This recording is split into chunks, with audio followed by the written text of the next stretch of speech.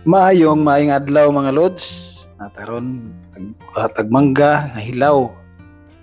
Naputay tuyo o patis. Bitangan og daghan kay sili. Atong ihatag ang mga benepisyo ni pagkaon og manggang hilaw mga lods.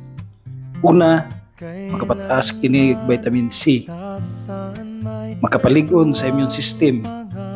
Tabang sa iron absorption, importante para malikayan ang anemia. Makatabang usab sa collagen production nga maayo para sa panit o kasukasuan. Ikaduha ni mga lods, may antioxidants. Naglangkob sa polyphenols na makatabang batok sa free radicals.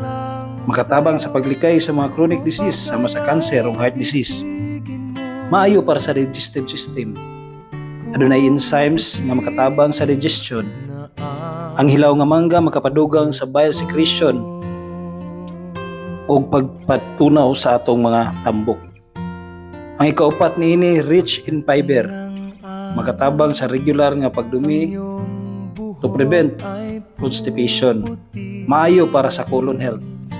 Ikalima, may cooling effects sa lawas. Sa tradisyonal nga medisina, ang hilaw nga mangga gitutuhan na makapabugnaw sa lawas, labi na sa panahon sa ting-init. Ikaunom, makatabang sa pagkontrol sa blood sugar.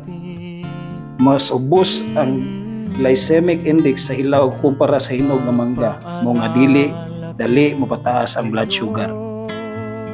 Apan na ipahinumdom mga igala, ang sobra nga pagkaon og hilaw nga mangga makahubag sa tiyan o makasamad sa bituka kay taas siya og acidity.